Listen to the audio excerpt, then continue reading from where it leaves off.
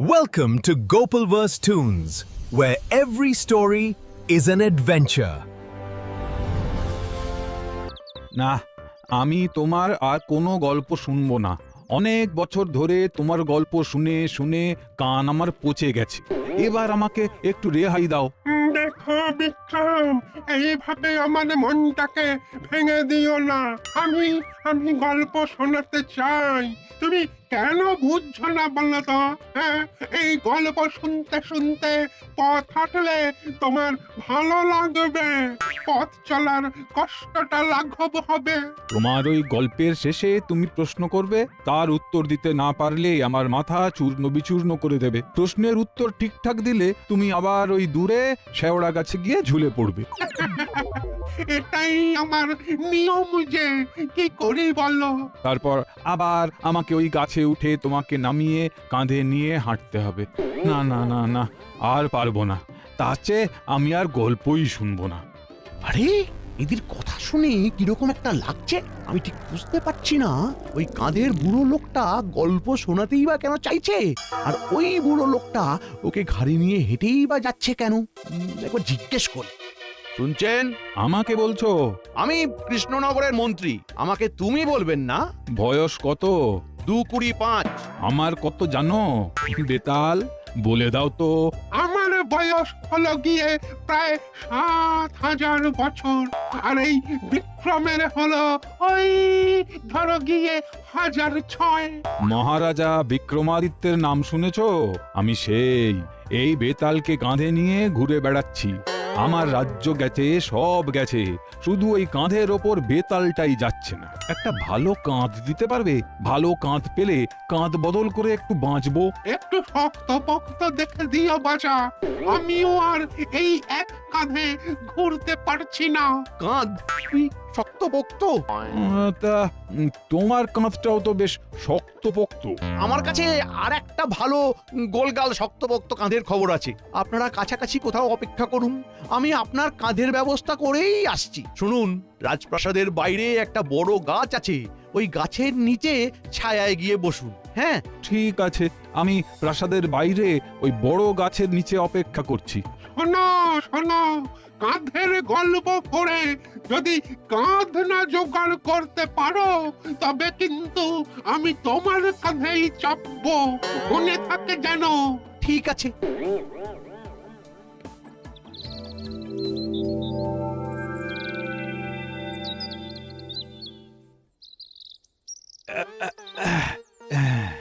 এই গাছটার নিচে বসি। এখানে বোকার মতো বসে না থেকে একটা শিক্ষামূলক গল্প বলি, শোনো। ঘাট হয়েছে, ক্ষমা দাও। আমি তোমার আর কোনো গল্প শুনবো না। বরং এই ছায়ায় বসি, ঠান্ডা ঠান্ডা হাওয়া বইছে, বেশ মনোরম পরিবেশ।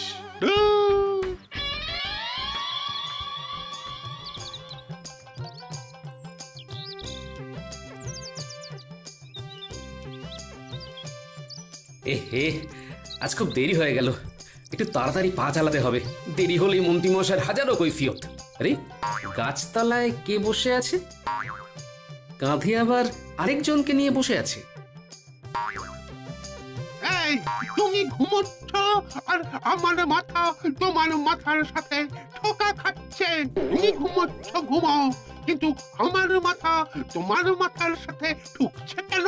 হ্যাঁ, আমার ঘাট থেকে নামো, তাহলে আর ঠুকবে না। আমি তো আমার ঘর থেকে নামবো না, গল্প শুনতে হবে। তাহলে ঠোকাঠুকি লাগবে। এ কি বিচিত্র ঝগড়া রে ভাই, যাই একবার জিজ্ঞেস করি। আচ্ছা, আপনারা কে? এখানে এইরকম ভাবে আপনারা বসে আছেন কেন? আমার নাম বিক্রম, আমি একটা দেশের রাজা ছিলাম। ছিলাম মানে এখন নেই? না না, সেসব গেছি। এখন আমি এই বেতালকে কাঁধে নিয়ে শুধু ঘুরে চলেছি। তোমাদের মন্ত্রীর সাথে দেখা হলো, সেই বলল এখানে বসতে। মন্ত্রীমশাই আপনাদের এখানে বসতে বলে গেছেন? আমাকে ওই ঝোলার জন্য একটা শক্তপোক্ত কাঁধ দেবে বলে গেছে। আমিও আর এই বুড়ো রাজার কাঁধে থাকতে পারছি না। হ্যাঁ, আপনি কাঁধেই ঝুলবেন কেন সেটাই তো বুঝতে পারছি না। আচ্ছা, আপনার ঝোলবার যখন অতই শখ, তখন গাছের উপর ঝুলে থাকুন না। আমি তো গাছে ঝুলে থাকতাম, বিক্রম, এই বিক্রমই তো আমাকে গাছ থেকে নামিয়েছে। আচ্ছা আচ্ছা, ব্যাপারটা কি আমাকে একটু বুঝিয়ে বলবেন? সে অনেক কাহিনী শুনবে নাকি? তাহলে তোমার কাঁধেই উঠি। তোমার কাঁধটাও বেশ শক্ত পোক্ত। শক্ত কম নয়, আমার কাঁধে চড়তে চায়। ওদিকে মন্ত্রী মশাই কার কাঁধের কথা বলতে চেয়েছেন কে জানে। শক্তপোক্ত কাঁধ মানে ওই সেনাপতির কাঁধ। কি ভাবছো? গল্প শুনবে? তোমার কাঁধে উঠি, ভালো ভালো গল্প শুনবে। হ্যাঁ, তারপর গল্পের শেষে একটা প্রশ্ন করব, উত্তর না দিতে পারলে তোমাকে আমি টুকরো টুকরো করে দেব। আর উত্তর দিতে যদি পারো, সোজা শেওড়া গাছে গিয়ে আবার ঝুলে পড়বো। আবার ওখানে গিয়ে সেই শেওড়া গাছ থেকে নামিয়ে নিয়ে হাঁটতে হবে। কি চড়ব নাকি কাঁধে? না না না না না, আমার এ কাঁধ কি আর আমার আছে? সে তো আমার গিন্নির দখলে চলে গেছে। এই জন্মে এই কাঁধে আর কেউ চড়তে পারবে না। যাকে রাজামশাই, আপনাকে একটা কথা বলি, মন দিয়ে শুনুন। বলো।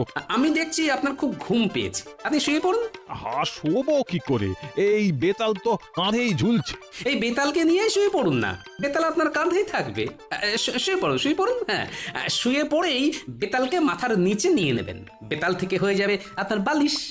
বাহ, বেড়ে বুদ্ধিটা দিয়েছো তো। হ্যাঁ, এই হাত পাগুলো টান টান করে একটু শুয়ে পড়ি। কি মজা! কত বছর পর শুলাম। আমার রাজ্যপাট থাকলে তোমাকে আমি আমার মন্ত্রী করে দিতাম। এটা কি হলো বিক্রম? এটা কি হলো? তুমি আমার উপরে চাপিয়ে কেন? একটু ভালো করে দেখো, তুমি আমার কাঁধেই লেগে আছো। নাও নাও, তুমিও শুয়ে পড়ো, আমিও শুয়ে পড়ি। ও, কতদিন পরে যে শুলাম। তাহলে আমি আসি। প্রণাম রাজামশাই।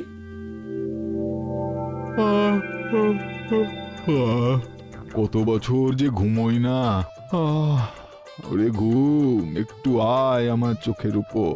চোখের মধ্যে ঢেকে দে অন্ধকারের কাপড়। ওরে ঘুম, আয় আমার চোখের উপর। চোখের মধ্যে ঢেকে দে অন্ধকারের কাপড়। ওরে ঘুম, আয় আমার চোখের উপর। চোখের মধ্যে ঢেকে দে অন্ধকারে।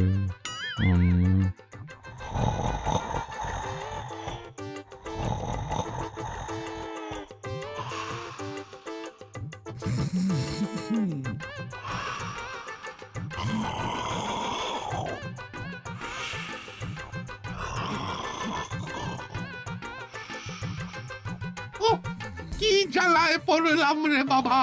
এবার এর থেকে মুক্তি কিভাবে হবে কে জানে।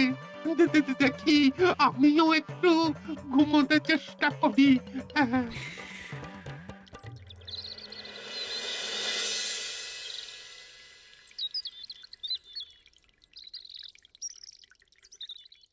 দেখেছেন মহারাজ, গোপালের কাণ্ডটা দেখেছেন? সেই দেরি করছে। হ্যাঁ, ঠিকই বলেছ। আসুক একবার, দেরি করা বুঝিয়ে দেব। ওই তো গোপাল এসে গেছে।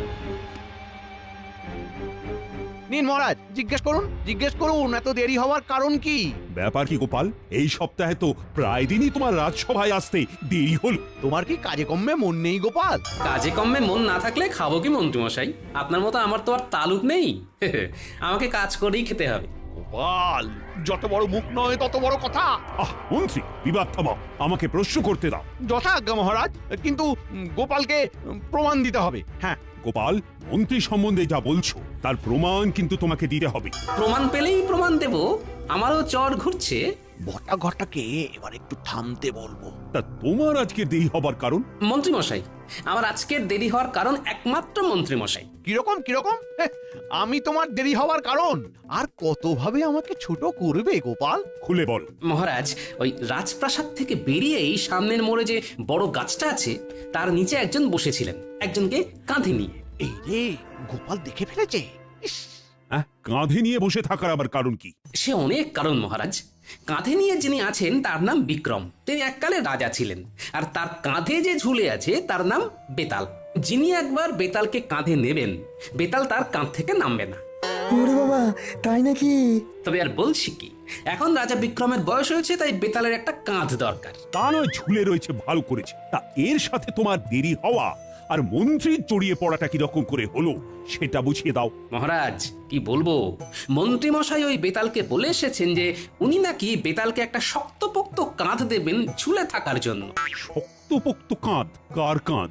শক্তপোক্ত কাঁধ তো মহারাজ এই রাজ্যে দুজনেরই আছে, এক মহারাজ আপনার আর সেনাপতির। মন্ত্রী মশাই, আপনার এত বড় সাহস! হ্যাঁ, আপনি আমার কাঁধ বেতালকে দেবেন বলে প্রতিশ্রুতি দিয়ে দিয়েছেন। হ্যাঁ, আমার কাঁধের মালিক কি আপনি? এই রে, গোপাল বিষয়টাকে অন্যদিকে নিয়ে যাচ্ছে। থামাতে হবে, থামাতে হবে। না না না না সেনাপতি, এই শক্তপোক্ত কাঁধ তোমার না। তবে কি আমার? তুমি আমার কাঁধ ওই বেতাল না তালের কাছে বন্ধক দিয়েছো? তোমার তোমার এত বড় সাহস! মহারাজ আমাদের নয়নের মণি, মহারাজ বিনা আমরা মণিহারা ফণি। ছি ছি ছি ছি ছি, এ আমি ভাবতে পারছি না। মন্ত্রী মশাই, এ আপনি কি করলেন? এই মন্ত্রী, উত্তর দাও, চুপ করে থেকো না। আরে আমার কথা একটু মন দিয়ে শুনুন। আমি আপনাদের কারো কাঁধ বেতালের কাছে বন্ধক দিইনি। আপনি মিথ্যে কথা বলছেন। বেতাল আমাকে নিজে মুখে বলেছে যে আপনি একটা শক্তপোক্ত কাঁধের কথা বলেছেন। মন্ত্রী, তুমি ঠিক করে বলো, তুমি কার কাঁধের কথা বলেছিলে? বলো, চুপ করে থেকো না। আর কি, জব্বর ফেসেছে মন্ত্রী মশাই।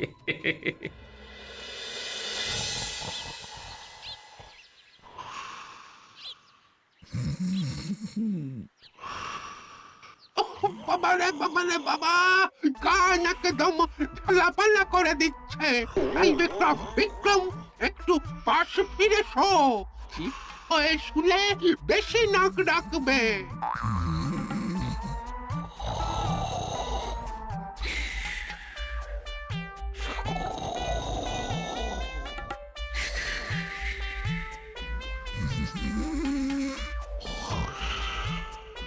দূর বাবা, কিছুতেই কথা কানে যাচ্ছে না দেখছি।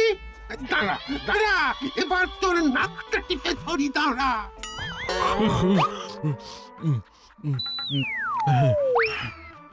কি হলো? আরে নাক টিপে ধরেছিলে কেন বেতাল? হ্যাঁ, তুমি কি আমাকে মারতে চাও নাকি? ভয়ঙ্কর নাক ডাকছিলে যে, আমি তোমাকে বারবার বলছিলাম পাশ ফিরে শো, পাশ ফিরে শো।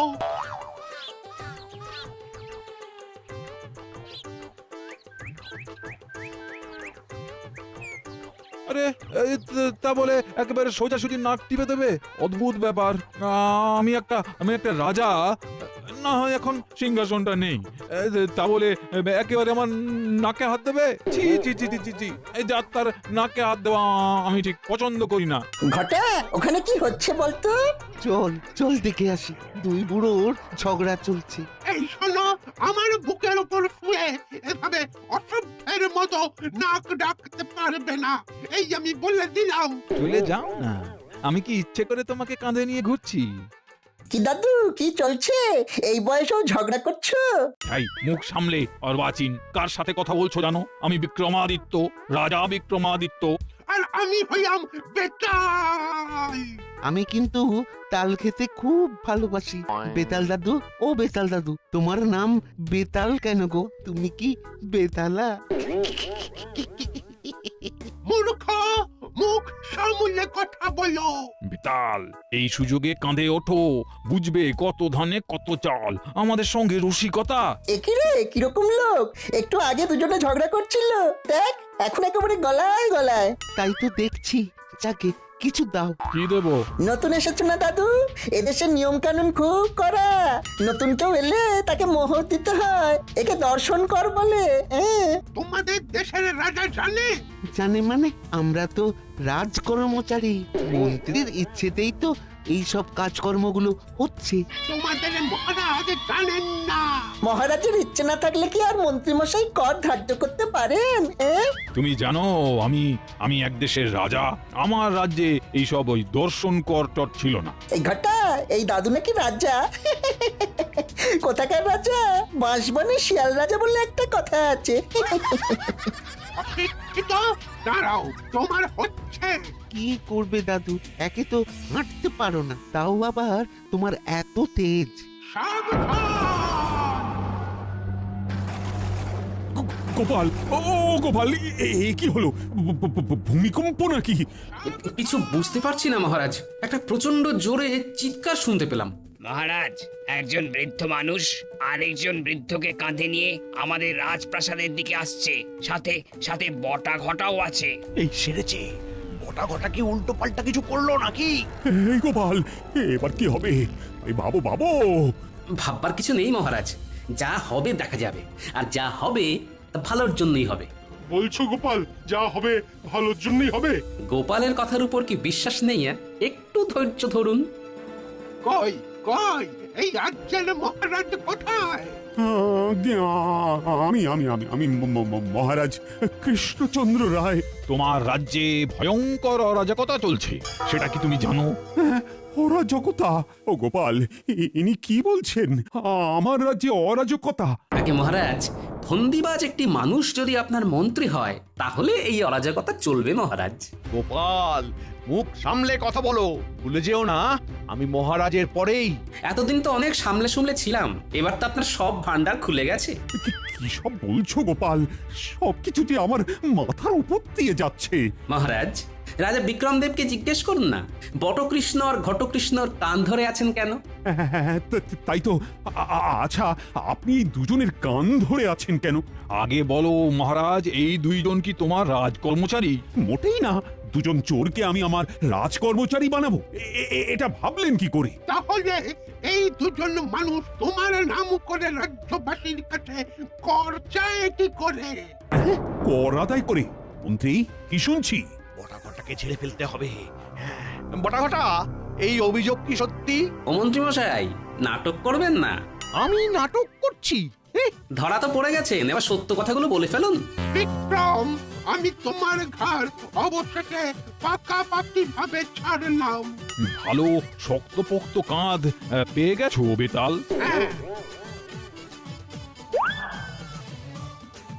পেয়ে গেছি, এই তো মন্ত্রীর কাজ। তোমাকে পাকাপাকি ভাবে ছাড়লাম বিক্রম। তোমার সাথে এতগুলো বছর, এতগুলো সময় কি সুন্দর ভাবে কাটিয়ে দিলাম। আমাকে ছেড়ে দিন বেতাল, আমি আপনার জন্য কাঁধ দিচ্ছি।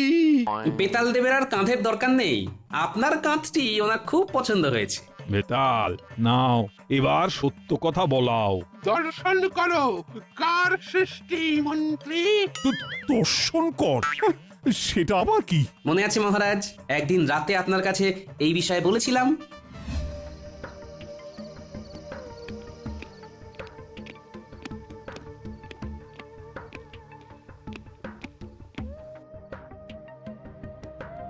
কি গোপাল, তুমি এত রাতে ফিরে এলে? একটা কথা বলবার জন্য ফিরে এলাম মহারাজ, কথাটা ওই মন্ত্রী মশাইয়ের সম্পর্কে। গোপাল, আমি দেখছি তুমি আমার মন্ত্রীকে একেবারেই সহ্য করতে পারো না। আর আমি কারো পেছনে কথা শুনে বিচার করি না, যা বলবে প্রমাণ দিয়ে বলবে। এখন তুমি যাও, যাও তো। ঠিক আছে মহারাজ, প্রমাণ সহ আপনার কাছে আসব। আমার কাছে খবর ছিল মহারাজ, আমি সেই কথাগুলোই বলতে গিয়েছিলাম সেই রাতে। এই মন্ত্রী, সব সত্যি কথা বলো, নইলে তোমাকে গাঁটটা মারবো। বলো বলো। হ্যাঁ মহারাজ, আমি বটা ঘটাকে দিয়ে দর্শন কর বসিয়েছিলাম আপনার নামে। আরে দর্শন কর জিনিসটা কি? আমি বলছি মহারাজ, যারা ভিন দেশ থেকে আমাদের এই রাজ্যে আসে তারা সীমানা পেরোলেই তাদের এই কর দিতে হয়। এটা এই বটা ঘটা আর মন্ত্রীমশাই অলিখিত নিয়ম করে নিয়েছে। কি সত্যি তো? স্বীকার করো। হ্যাঁ হ্যাঁ, সত্যি সত্যি সত্যি। তিন সত্যি, তিন সত্যি। এবার আরেকটা সত্যি বলো, কার কাঁধ তুমি আমাকে দেবে বলেছিলে? হ্যাঁ, কার কাঁধ? কার কাঁধ? বলো বলো, দেখো চুপ থাকলে এই গাঁটটা খাবে। গোপালের, গোপালের, গোপালের কাঁধ আপনাকে দেব বলেছিলাম। কেন? এই কেনর উত্তরটা আমি দিচ্ছি মহারাজ।